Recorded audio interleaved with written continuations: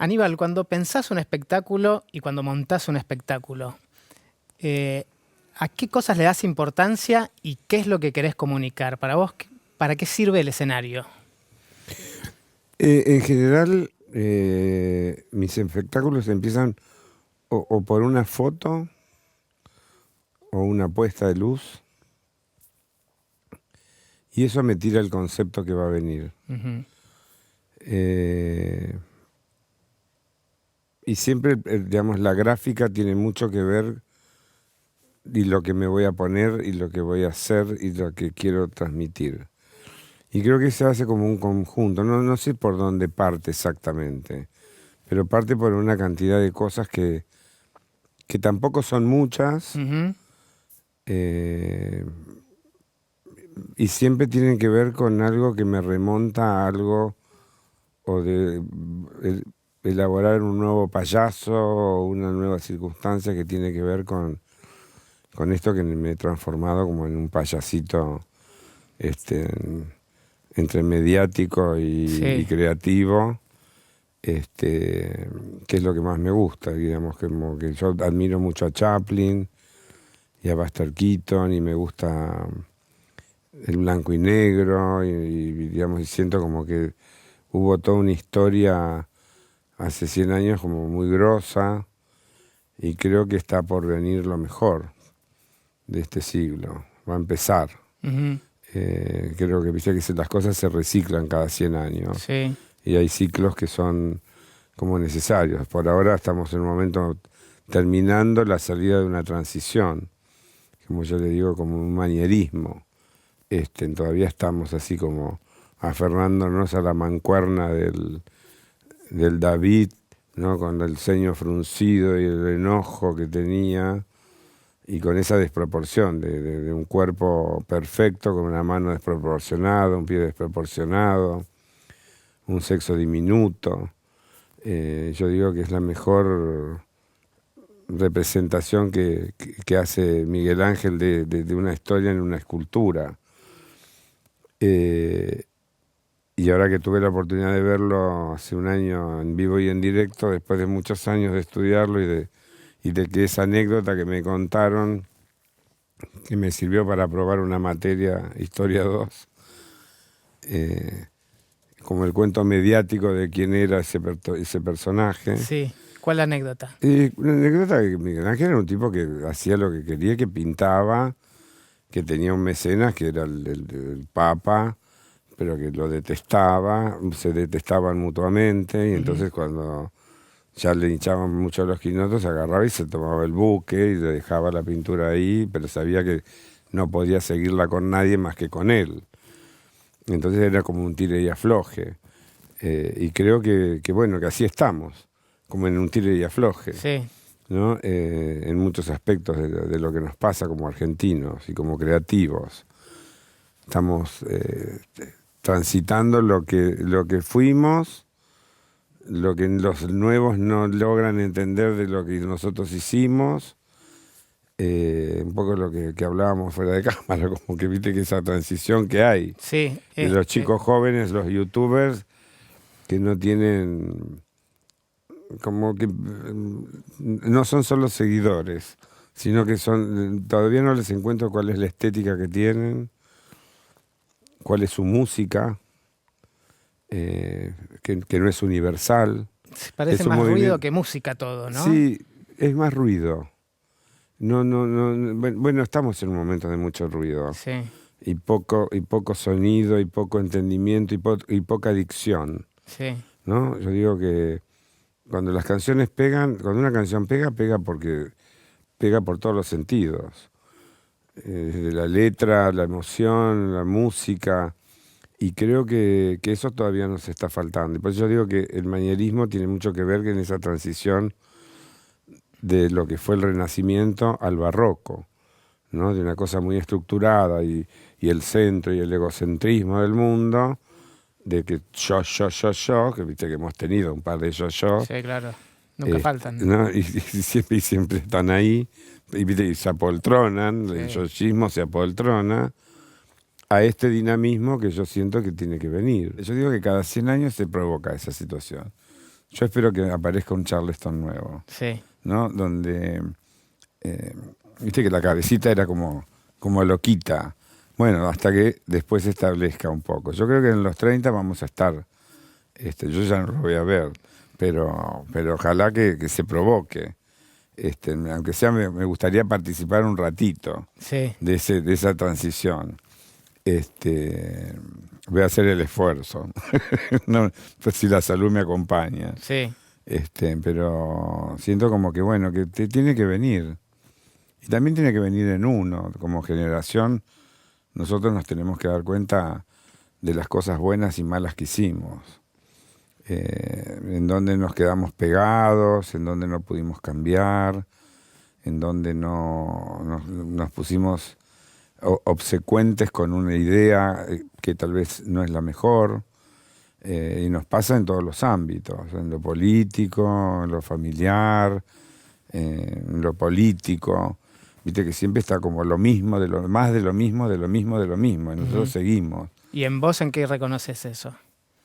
Y que muchas veces, bueno, mi enfermedad me enseñó a entender que yo me aferré a un enojo, a la ira, al egocentrismo, Ujú. a que todo lo que yo hacía o yo pensaba era lo correcto y tal vez no fue lo correcto. Tal vez fue que no me ocupé lo que me tenía que ocupar de mí. Sí, Me ocupaba más de los demás y era todo para el afuera. Entonces tenía que ser el chico perfecto, que mi mamá me bañaba 3 veces por día, que tenía que cumplir determinados objetivos, que tenía que ser perfecto en el colegio, dibujar divino, ser el niño prolijo. Y después cuando se te provoca un desenfreno en la vida, no sabes muy bien para qué lado ujú, vas. Y a veces te chocas. sí, Y yo tuve varios choques. Choques muy buenos que me enseñaron a mejorar la calidad de vida. Digamos, siempre fue un buscavida desde los 12 años, siempre laburé y estuve en los mejores lugares, con las mejores personas que tenía que estar. eh, y siempre con un gran recuerdo de todas esas personas que me permitieron ser. No solamente, digamos, desde el primer trabajo que me dieron, como cadete o como que limpiaba inodoro en un departamento, me acuerdo que le tenía que pagar no sé qué cuenta de mis viejos y dije, yo tengo que limpiar un departamento. sí, sí. Y no me alcanzaba con lo que ganaba y ya me había conseguido todas las becas para estudiar, etcétera, etcétera, pero bueno, había un momento que estaba difícil.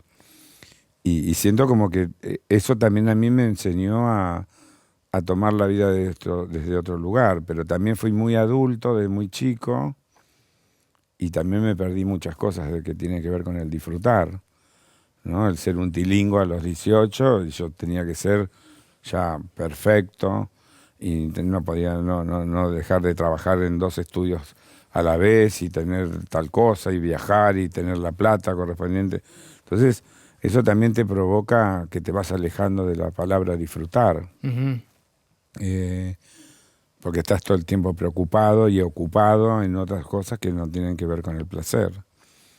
Después vino que la arquitectura me generó, digamos, una gran libertad y también un gran orgullo de ser el único hijo de mis viejos, porque mi viejo tenía 3 matrimonios, era el único hijo profesional.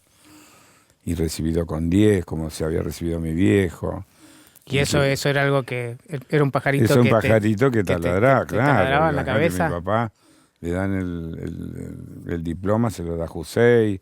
O sea que mi viejo era un odontólogo de mucho prestigio, además era un político, un tipo que tenía una personalidad y una calidad de vida y por otro lado una situación muy comprometida con su pensamiento. Era un tipo que jamás iba a cagarte ni a dejarte en banda, sino que todo lo contrario. Operaba gratis, lo atendía gratis, dejó toda su fortuna en la política. ¿Y en qué partido? En el Frondizi. Radical. Sí, en esa época había dos radicalismos, porque estaba... Claro, estaba Balbín por un lado y Frondizi. Claro, bien. Un presidente que para mí sigue siendo como un ejemplo. Que ahora lo toman como un ejemplo. Y sí, ¿no? sí. Pero viste que lo tuvieron que meter en cana, como todo. Yo también creo que era por el lado de Frondizi que había que ir. Es que era por el lado de Frondizi. Así como claro. Era por abajo Palacio, bueno, era por Frondizi. Claro, pero Palacios así. Era importante, porque mi papá siempre hablaba de Palacios, sí. ¿no? Como un ejemplo de la contra. Sí, además. Y donde la grieta no existía, donde todavía la palabra correligionario era una institución. Cosa que se fue perdiendo y que esto es una mamarracho. Yo creo que el Congreso es como una caterva de payasos delincuentes, como que piensan en ellos, no piensan en los demás. Sí, además de una profundidad escasísima. No, y burros. Burros totales. Los escuchás hablar, los escuchás escribir un WhatsApp, cuando escriben un WhatsApp, no conocen la B corta, la B larga. Es como realmente, veamos, políticos de raza, pocos. Y yo siento que bueno, que yo escucho, por lo menos por la historia de mi viejo, y veía personas que eran de otra calidad. ¿Y él perdió la vista cuando vos eras muy joven? Mi papá perdió la vista cuando era chico. Y porque mi papá era muy diabético. Ajá. Somos de familia muy diabética. Y fumaba mucho, fumaba 4 atados diarios. O sea que imagínate que estaba, cuando yo ya nací, ya mi papá era como un abuelo y tenía mi edad, 60 y pico de años. Yo tengo 64 y me debe haber tenido por ahí.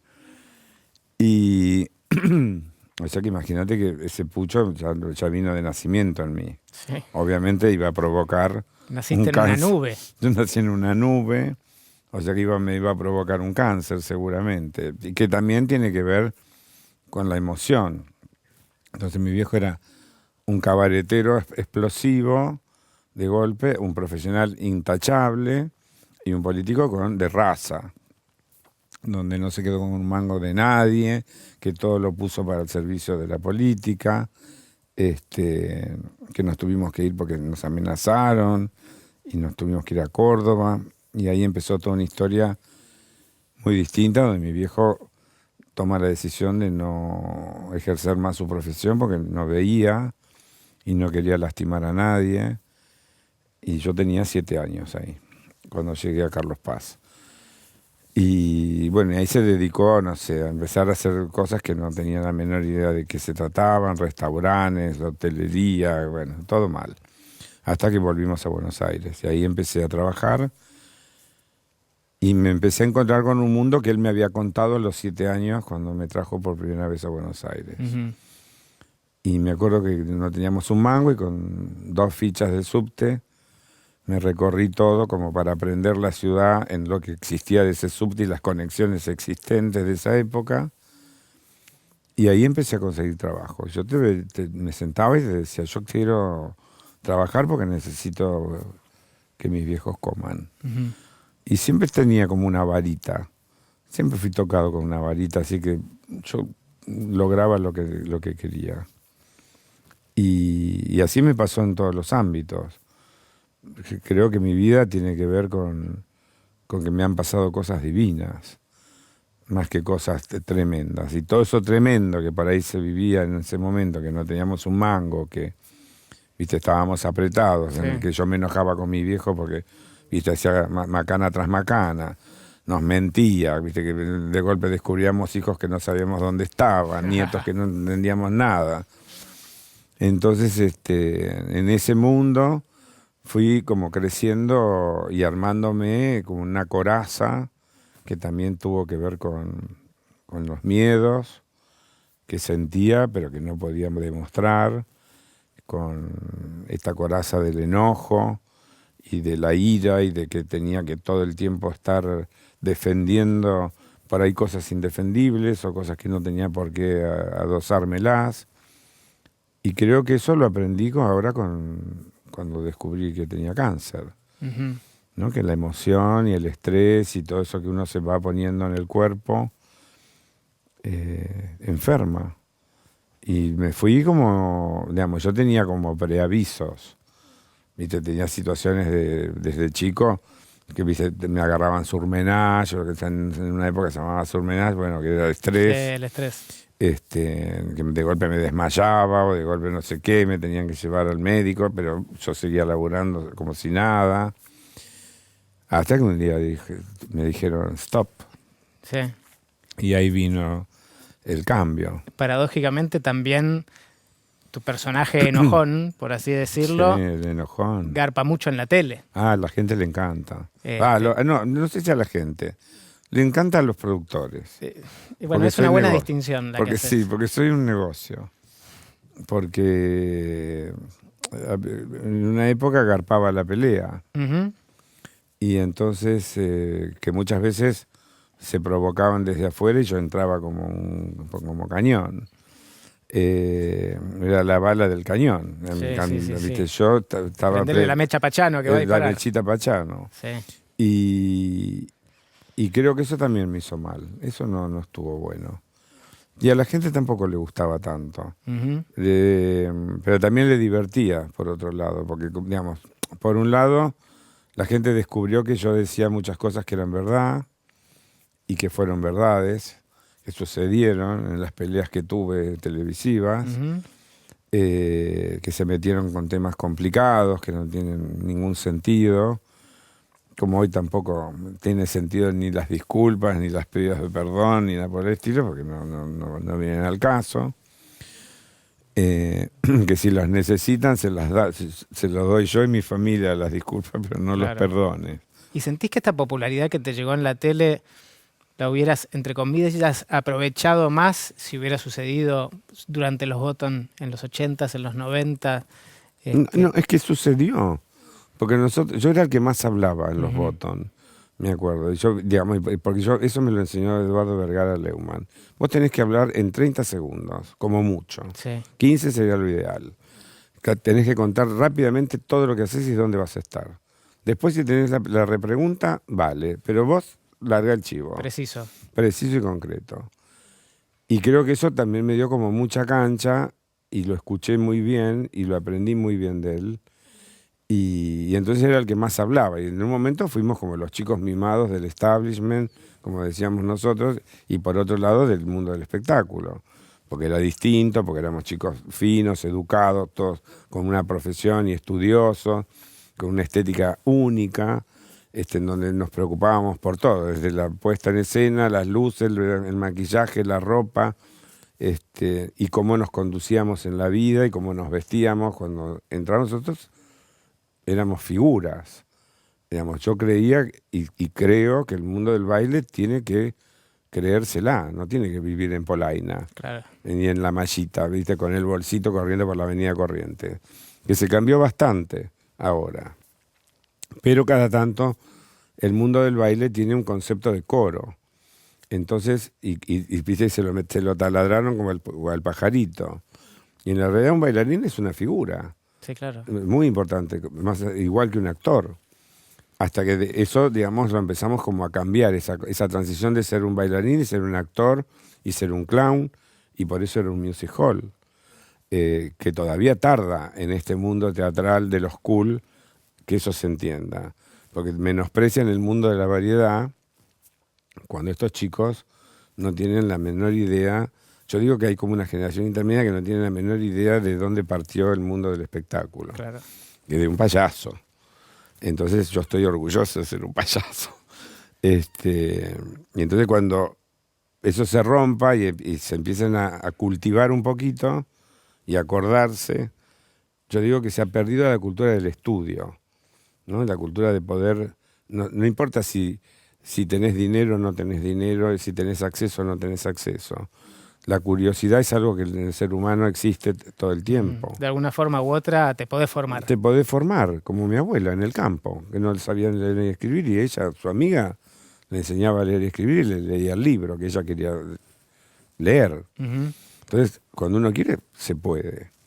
Y entonces me parece que está como volviéndose a la fuente otra vez, ¿viste? Por eso vuelvo a hablar de los siglos, y que cada 100 años viene ese recicle, de volver a aprender, de volver a escuchar, y yo creo que ahora se están haciendo cosas un poco más interesantes, como se hacían en otras épocas. Yo dije, este programa tiene una estética de otra época, de otro tipo de reportajes, cuando uno tenía el permiso, y ahora lo tiene también, de poder charlar con tranquilidad y contar qué te pasa, qué haces, por qué lo haces.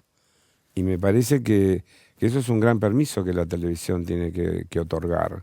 Tenemos una cultura que aprecia demasiado la improvisación, puede ser, porque todo lo que vos estás hablando es justamente todo lo contrario, es prepararse, es formarse, Claro. es pensar qué voy a hacer, es montarlo y es hacerlo. Y a veces gusta más el que sale y con una pirueta resuelve una cosa medio rápida, que Claro. bueno, si hacemos un análisis sociológico, por ahí tiene que ver con toda la imposibilidad que tenemos como argentinos de ver, no te digo a largo plazo, a mediano plazo. mediano Estamos plazo. resolviendo hoy y mañana resolvemos mañana, Claro. y entonces todos los días vamos improvisando algo. Pero igual esto de viste que la prepararse tiene un valor, que alguien tenga un discurso escrito Claro. y lo lea, es más valorable Es más que alguien lo esté valorable. improvisando en el momento, Claro. porque lo pensó. Porque ¿no? lo pensó, porque lo analizó, porque me parece que el trabajo tiene que ver con eso, con vos pensarte qué es lo que querés hacer, cómo. Yo era cadete, pero yo tenía que ser el mejor. Yo no venía a improvisar, a llevar un paquetito de la farmacia, no. Yo tenía que tocar el timbre, decir buenas tardes, buenas noches, ser educado, para que entonces me dieras una propina. Es decir, vos te ibas ganando el espacio, Sí, ¿no? claro. Y el valor de las cosas. Creo que esta cosa de la improvisación, o de que total todo vale, que respeto mucho también el trabajo callejero, y digamos, porque también hay muchos artistas que vos ves que pasan la gorra y que tienen un trabajo atrás, por más que no tengan, no todos somos capaces de hacer una estética. Sí, no, eso es cierto, no, pero además no tiene que ver con la posibilidad económica de hacerlo. No, Significa yo digo que, viste, uno puede generarse el personaje o generar una historia a partir de la nada, de no tener nada. ¿Cómo haces con la nada esto? Y eso ahí tiene que haber un pensamiento. eso es crear. Y eso es crear. Y entonces es cómo te pones una luz. Por ahí no necesitas nada más que una bombita o dos bombitas y una luz. Pero lo tenés que pensar. Y entonces yo creo que esta generación tiene muchas cosas interesantes, mucho desenfado por otro lado, pero poca cultura, porque lamentablemente en estos años se ha ido perdiendo esta cosa de estudiar, de tener el permiso de poder formarse. Hay muchas generaciones en que no están, no es de ahora ni del gobierno anterior, esto viene de hace Es un años, montón. que se fue haciendo como una cadena, ¿entendés? Donde total vale el 1 a 1, como digo yo, el 1 a 1 fue como el mejor ejemplo, ¿no? Una licuadora es lo mismo que viajar a Europa, una cosa rarísima. Sí. Una bataola que vos decís, muchachos, no entendimos nada. Estábamos, viste, en el festival del circo criollo. Nos encantaba todo, Nos pero encantaba mientras todo, había pero- otro que se caían Y otro y que se esto que caían, no se iba a sostener. y nunca nos dimos cuenta de nada. Sí, Porque claro. no te puedes hacer cargo de nada. Y que nos pasa en todos los ámbitos, porque también nos pasa con los 70, donde no nos hacemos cargo de lo que hicimos, de dónde participamos, cómo participamos. Como que siempre fueron otros países, ¿no? Fuimos nosotros. Son no nosotros estábamos. los que hicieron las cosas. No, somos nosotros. Que coincidía en algunos lugares del mundo que pasaba exactamente lo mismo, puede ser. Ahora, hay muchas cosas que no. Hay muchas cosas que tienen que ver con, yo digo, como dije en un programa de radio A nosotros nos trajeron una calavera llena de chorros, una carabela llena de chorros. Entonces, ¿de qué vamos a hacer? Chorros. No hay otra. El Colón, pobre santo, que vivió de pedo y casualidad, pero el resto eran toda una manga de chorros. Entonces, Sí, vamos a tener cultura del chorro. O de lo que se dice comúnmente el guachiturro. ¿No? Viste que es como una cosa que es como una mezcla de museta y de mimí, que hoy se hace más grave en este principio. Por eso hay tanto robo, tanta desidia, que tanta poca importancia por la vida, porque también se ha cultivado eso, se ha trabajado sobre eso. Porque es mejor no pensar para que te voten a hacerlos pensar, o hacerlos estudiar, o hacer cultivar el trabajo.